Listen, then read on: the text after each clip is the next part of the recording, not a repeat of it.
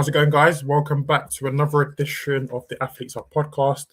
Here, as always, and joining me today is Mr. Adon. How's it going, Adon? Yeah, all good. How are you? Yeah, not too bad, thank you. Not too bad. Well, today's a Champions League roundup. I know it's been a busy week of Champions League action. The second legs of both Atletico versus Arsenal and also PSG against Bayern Munich. And now we know who the finalists are going to be. It's going to be Arsenal versus PSG on the 30th of May. And that's going to be a big game, to be fair, a big game. And I felt like that would be the final, to be honest. But I think we'll discuss both teams, and we'll discuss as well. I know you don't like predictions, Adam, but I'd love to get your prediction on that at the end of the podcast. But we'll start with the Arsenal against Atletico game. And yeah, listen, Arsenal.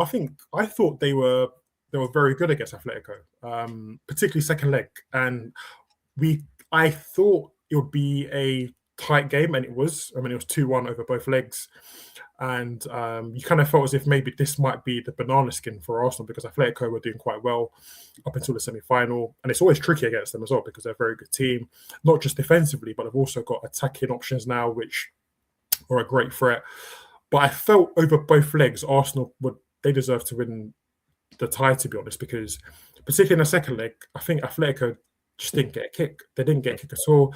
Arsenal were comfortable throughout the game, and it kind of felt as if, particularly second leg, it just felt as if the longer it went on, you couldn't see Atletico scoring.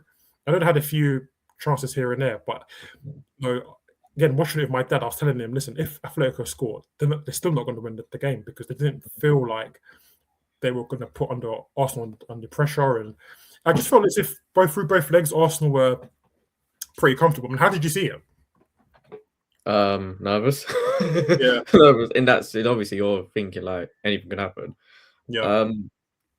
I think we did deserve to go through, I will admit. I think we controlled it better. The moment, I don't think they really offered much. Like they had like half chances here and there. Like towards the end, Sorloth miskicks the ball. If he actually connects that, different game. Simeone's son threw on goal. Don't know why he didn't shoot. There was something else. Do you think that should have been a penalty when Gabriel? It looked like he held him back. No. Even the other one as well. Straight no. Wait, no. Even the other one where they're claiming it should have been a penalty isn't, because the refs called a foul before that. If he didn't blow, then I do think that second, I think the one on Griezmann, Griezmann would have been a pen, but because he blew before for a foul before, then you can't really give a pen because it's a different phase of play. I also felt that the moment Alvarez and Griezmann went off, it was just like you knew that their attacking threat wasn't going to be the same. Like those two are like their most threatening players, and also Lookman as well. Like who was out of those players? I thought Lookman was shocking in the second leg. I thought he was. Even the first leg, watching the game, he had chances where I felt he could have been more clinical.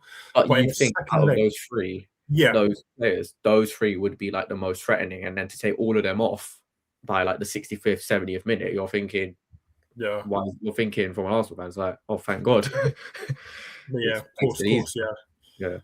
I mean, it's. I don't know. Like I said before, I felt as if Arsenal were very, very competitive. They were competitive. They were comfortable. It didn't feel as if at any stage Atletico were going to score in a game. And that, as much as we know Atletico being quite defensively solid, that's been their identity for the last 10, 12 years, right? Yeah. But again, the attacking threat they had, you mentioned Alvarez, Lookman, Griezmann there. I think it got to a point where there was no shots on target for about 60 minutes. Yes, we just let them have the ball control. Yeah, they didn't really offer anything. Yeah, and I will say as well, one thing that did help was the crowd. The crowd actually done something for once, even pre-game. Like they were like creating an atmosphere. The fans, Arsenal fans, were creating an atmosphere by getting like geeing up the players when they were going on the bus and everything, having like thousands of people outside the stadium like 2-3 hours before, having like proper European night, and then at the stadium, the whole, not a party, but having that I'm not saying that hostile, but making that atmosphere where it's like, okay, we're trying to dominate, we want to be intimidated, we want to let us know that this is our moment, and fair play. fair Yeah, play. Great. you're right. I mean, I think the great atmosphere at Emirates was fantastic because I think Arsenal played some. I remember United playing against them in 2009, and you didn't feel as if they had Yeah. that atmosphere at the time. Whereas I think No. because at this stage now, they've got a belief where they're almost, close to winning the Premier League. They've got a chance here to potentially get into the Champions League final. So Yeah. this whole week is a massive week because they're beaten by Atletico Madrid. West Ham's another matter on the weekend. So it feels as if Arsenal now are getting to the point where they're actually believing, as much as they had a hiccup, they're believing that we can actually achieve something this season. And I think even Saka, when he was interviewed after the game, he said like, this is an atmosphere I've never experienced at the Emirates before, and you could tell like it helped them massively. It just G'd them up, and on top of that, like, I don't want to talk about previous games, but this 72 hours before the game, beating Fulham quite convincingly, and then the day before seeing City drop points just gives the whole club, fans, everyone an even bigger boost going into that Atletico game, which, like, let's say if City didn't win, or if City won, or if we wouldn't have beaten Fulham, then it's a completely different atmosphere, in my opinion. Yeah, I agree. I think Saka, you mentioned Saka, I think he was pivotal. He got the goal that decided the tie. And against Fulham as well, he was instrumental in their performance. Arsenal were very Fulham, probably weren't as great, but Arsenal, I think they just ran them over in that game, to be fair. And Saka was a major part in doing that, to be fair. And listen, Arsenal's the first Champions League final in 20 years now. I remember watching the 2006 final as a 12-year-old and, thinking Arsenal could actually win it. Because I remember their run to the final, I think they beat Real Madrid away from home, I think. Real Madrid, Juventus. Yeah, they had a really good run. Yeah. That team, and I remembered it as well because I was also of age. I'm not someone. Yeah, it's like thinking, this team could actually, win the Champions League. And I'm thinking 20 years later, they're in the same position where they could do it. And again, you mentioned Saka there, who's been great. He's not had the best season, Saka, but it feels like him coming back into the team now, there's a spark there, right? And he's almost like a catalyst towards Arsenal winning.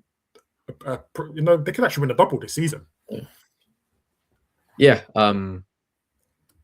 He's come back at the right time, really. Like, he's been injured on and off this season, but when he's come back, like since Fulham, done a job.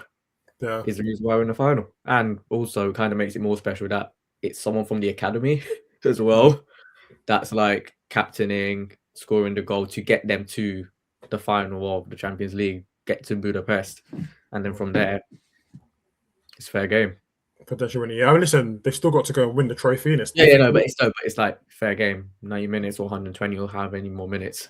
Yeah, listen, Arsenal deserve it. I mean, if you've people mention as well the fact that they've had a bit of an easier route to the final though, but you've still got to beat the teams that are put in front of you. Exactly. And they've done that. And again, people say the Premier League, they've not been the most attractive team to watch, but at the same time, they've been still top of the league for months. Nobody can really touch them. And I guess, listen, from rival fan bases, right? There's almost like a nightmare that Arsenal could do a double this season. But at the same time, look, I saw Man United win a double in 2008, right? And that was probably the best period for me to be a fan. So if Arsenal were to win, like, potentially a double, right, I think you've got to congratulate them because at the same time, if they do end up not winning any trophy, we're going to say, they've bottled it again. But at the same time, if they're going to win a double is not easy to do. Even winning the Premier League isn't easy to do. Even winning the Premier League isn't easy to do, or the Champions League. Again, these are hard competitions to win. So if they do also do manage to to get over the line in both competitions, then you've got to say, listen, fair play to them because not many English teams go out and do a double or do a treble. Yeah, but at the end of the day, every single rival fan would want to be in our position. Yeah, every single one would want to be you. But ask me 5 years ago, would we be in a Champions League final? You'd be laughing at me. You'd be laughing. If I said 5 years ago we're Champions League final, you'd laugh at me. Yeah. And no one would expect it. Not even I would have expected to be in a Champions League final, considering where we were and like how much of a mess we was in. But yeah, like you said, focus is on West Ham now, and we'll see what happens. But listen, that's obviously a Premier League game. But I've got to say though, I feel like if they were to beat West Ham, because I think that there's a thing going around that it might be a walk in the park for Arsenal. I don't see that because no games. I'm looking at I'm looking at a West Ham team who have got, they I've been to watch games at West Ham. I've been there a few times and London derbies, and they make it hard for opposition teams. And look at their position now; they're looking to try and stay in the Premier League. They're in the relegation zone right now. They need to get the points, and I think that's going to be enough motivation for that. I wouldn't be surprised if West Ham take points of Arsenal this Sunday. I wouldn't be surprised. Yeah, I would, because it's for them, like, do or die. Every game is for them. Is like they got to win. They got to get something. But at the same time, though, if Arsenal were to beat West Ham, then they essentially, I think, have won the league, because it's a pivotal game for both the top and the bottom of the Premier League. Because if West Ham lose and lose badly, I think they'll go down. And I've sat here before and I've said I think West Ham will stay up. We've both said West Ham will go down, but we said it before last week's game. Yeah.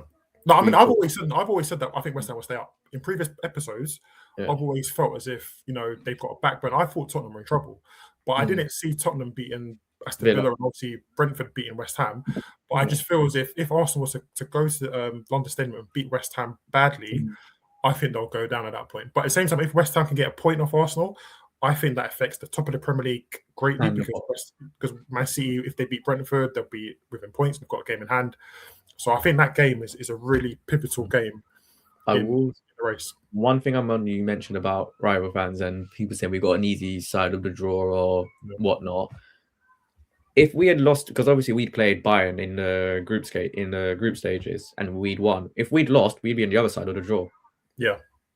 And then who knows what would have happened. No, listen, you're right. I think Arsenal, like I said before, they got an easier side because they won the group and won it quite convincingly, to be fair. Yeah. They're comfortable. So, but at the same time, I don't think there are any games. People might say, there are easy games in the Champions League. I don't think there are any easy games, no matter what level or finishes, where you've still got to beat the teams put in front of you. And Arsenal have done that quite comfortably, to be honest. So they deserve to be where they are. And again, if they do end up winning the Champions League, you've got to say, listen, fair play to them, because they deserve it. But on the other hand, PSG, best defense versus the best attack. Yeah, I mean, PSG, I think right now the best team in Europe right now. I mean, I watched them against Bayern Munich. They've just got everything. They've got great attacking, exciting, young attacking players. Defensively, we saw yesterday against Bayern that they're solid. They don't give too much away. I know they conceded a goal, Kane scored, but for large parts of the game, right, they look quite comfortable. They didn't look like they were going to concede. And again, you've got a manager in Enrique who can tinker things, who's great tactically, probably one of the best in Europe right now in terms of coaches. This team are still very, very young, and it looks like they're going to be here to stay for a long, long time. So I think Arsenal have got a really tough job on their hands to win the Champions League, because I feel as if PSG turn up and they get everything right, I can only see one winner, in my opinion, because I just feel as if they've got different solutions. I think the manager can change around. I think it's brilliant tactically. I think Arsenal will probably go in there and they'll have an approach to try and frustrate PSG. Yeah. And again, there's always a question about Arsenal. Okay, in the big games, can they turn up in finals? Can they turn up? And I feel as if this team, PSG, again, go back to last season when they played against Inter Milan, and Inter Milan they're no mugs, like they're a decent team, and they destroyed Inter Milan. Inter Milan didn't get kicked last season in the final. So me personally, I feel as if it's a final, anything can happen. Arsenal have got a great chance to win it, but I think if PSG turn up and they do everything correctly, I can only see one outcome, to be honest. PSG are the favourite. PSG are the favourites. We're the underdogs. No one is expecting us to win, but if we did, underdog story. I will say about the game as well. Like, when I say game, I'm also going to bring last week's game. Two completely different games. Like, last week was all out attacking football, flowing, both sides, wanting to go at each other, just go for goals. PSG then yesterday showed a different side and just being very defensively resolute, being like deciding to drop deep, like just letting Bayern have all the ball and just like, okay, we've got the goal, you break us down. Yeah, I don't want to use the term park the bus, but like kind of. Sometimes you got to do that. I think in these type of games, right? The first game was so chaotic, and both teams clearly were great attacking wise. Yeah. But in the second leg, they showed a real maturity, right? For a young team, they showed a real maturity in terms of seeing out the game. I would have also said Bayern weren't that great as well. They weren't maybe because of how compact and defensively resolute and how well PSG set up. But like Bayern, once they was on the ball, they didn't really offer anything. They didn't really create that many chances. They had like half chances, but like Yeah. Elise wasn't great. Musiala wasn't great. Diaz was a bit hit or miss. Kane was very quiet bar the goal. Will say as well, the referee yesterday was shocking. Mm. Sorry, but like the handball, like Nuno Mendes is lucky to be on the pitch, Yeah. and I still don't know how Bayern didn't get a penalty from the handball, considering the handball laws keep seemingly changes every other week. Like Yeah, last week, that's true. two That is penalties, true. and you'd give that, but now you don't give a handball when you've given handballs for less Yeah, last you're week. right. You're right. I think it's quite inconsistent in terms of like just the Yeah, decision making in football nowadays. To be fair, it just feels as if sometimes you're watching a different sport, man. yeah, Because all these little things are just. I think modern football is definitely going through a phase where it's not. I don't think it's as good as it's been. I feel like the best days of football are behind us, in my opinion. Like mm. quality players and stuff like that. But in terms of all these different laws and it's always changing every Interpretation. minute. Yeah, I think it just kind of ruins, and we end up talking about those things as opposed to the actual game, though. But based on what you said, I think with Mendes being on the pitch and him being in a yellow card, right? I think it was remarkable how well he still Mm. defended until he got taken off. Yeah, Uh, same. and that shows you how good. Like, I don't know what your thoughts are on PSG, but I just look at this team and I feel as if they're young. The manager's perfect for them. He's transformed their fortunes. I can't see this PSG team if they stay together. Yeah.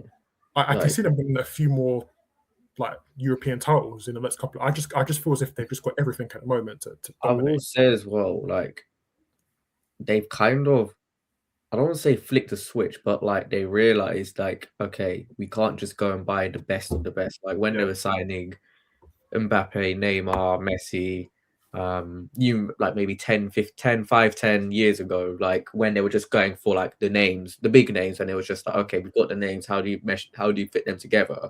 And then it was just like, okay, we've got all these superstars, let's just try it. But then they were just getting like bounced out of like group stages, not group stages, but like quarterfinals, semi-finals, and there was always like, yes, we won the French league, but we'd always win the Champions League, but every single manager wasn't doing it. And then they decided, okay, if we're going to do it, we're just okay. Messi, we're going to let you go on a free. Neymar, we're going to sell you. Mbappe, yes, they wanted to keep him, but um, he was going to Real Madrid and yeah, whatnot.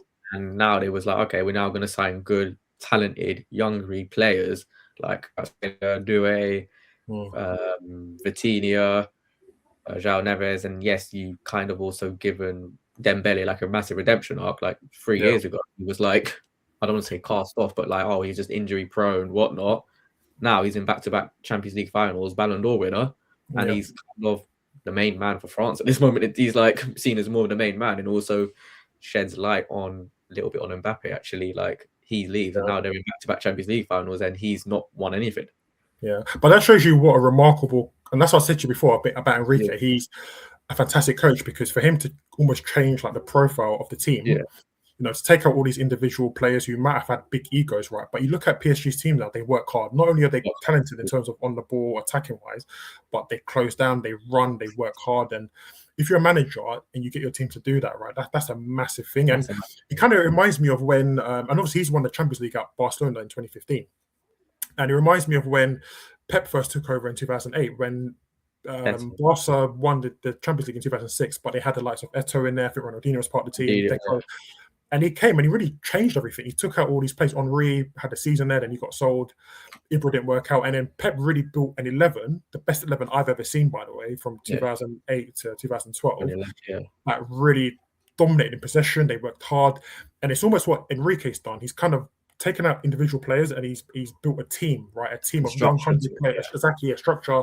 He's got a team. Everyone knows what they need to do to get in a team. They've got an identity.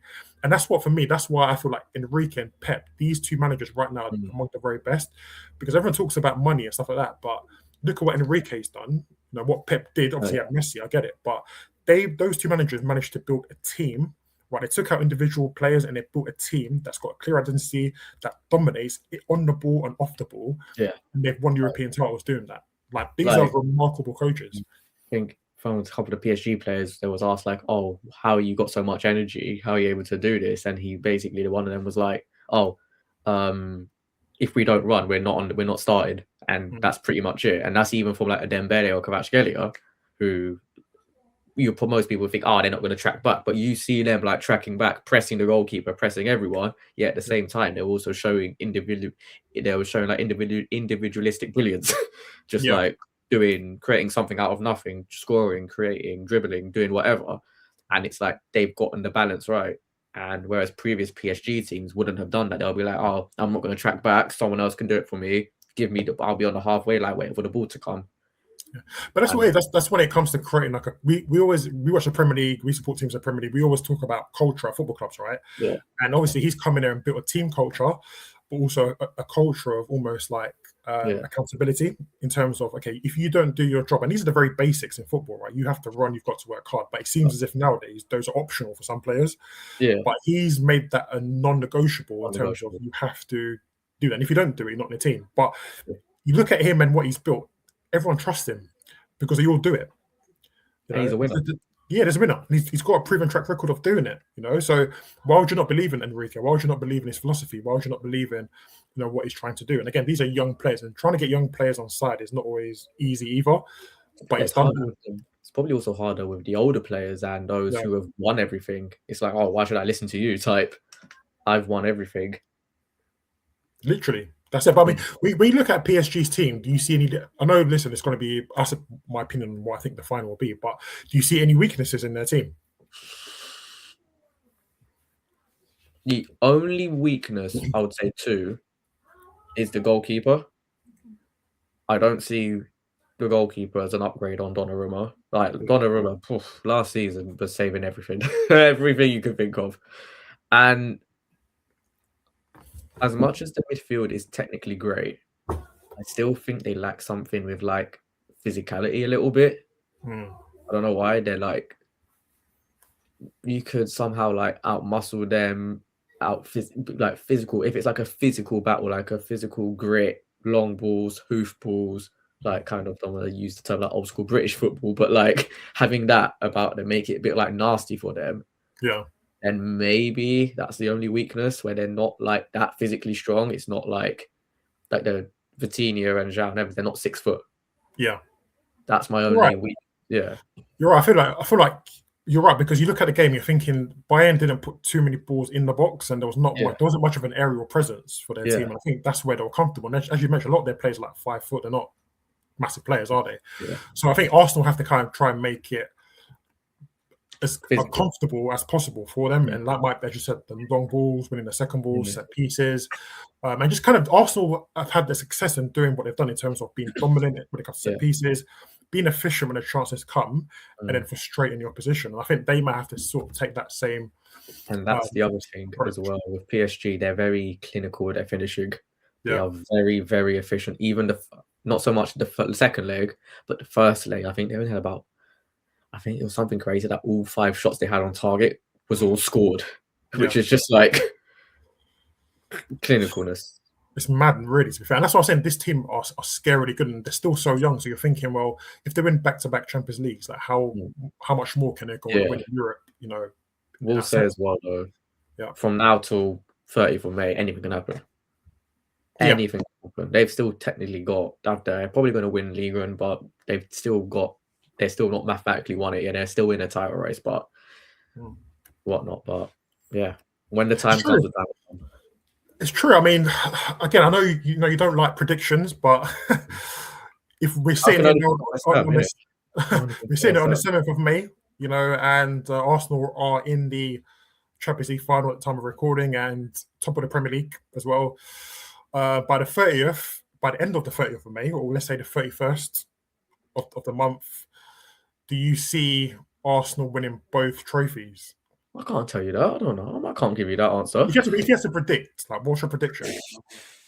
Come on, this is what the people are waiting for. They want to hear what you mean? predict. No one's waiting for this. You're not confident? No, I'm not confident. Of course not.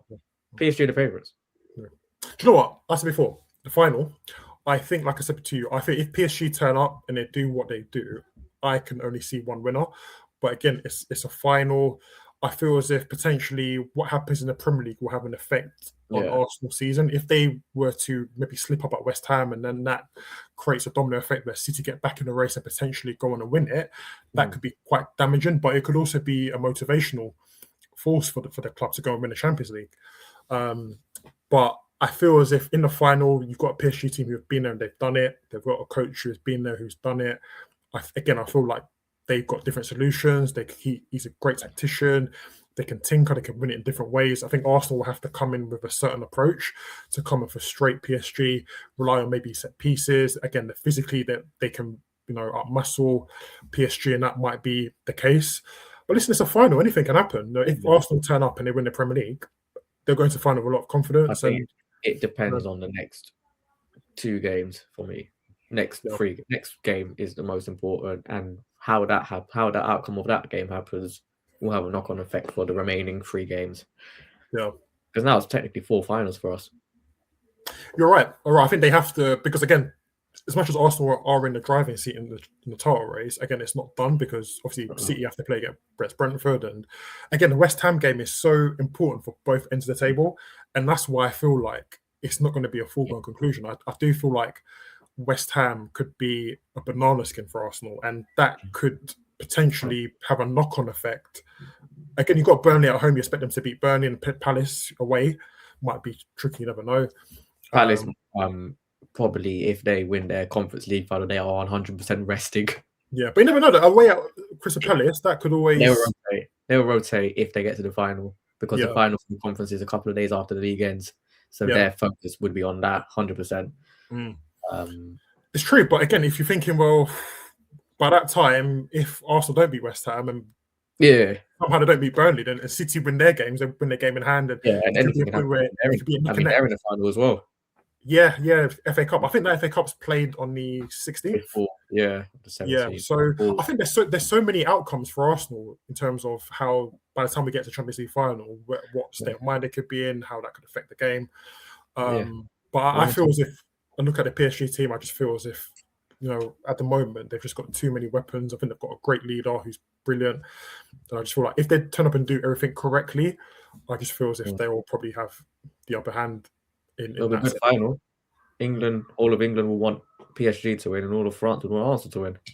Oh, you reckon? You don't think anyone wants Arsenal to win apart from Arsenal fans? No one wants us to win. Well, before we finish, what's your opinion on the celebrations? Because a lot of people. Oh, here we go. Celebrating. People are just bored. People literally just they just want to complain about anything. Yeah. We celebrate. Okay, we're not allowed to celebrate getting to a final. Yeah. Everyone else would do it. Every other team, you would say you're going to Champions League final. You wouldn't celebrate getting the hard yarn. Yes, job's not done, job's not finished, but getting there is still something. We're just gonna now say, okay, you're not allowed to celebrate until you win something.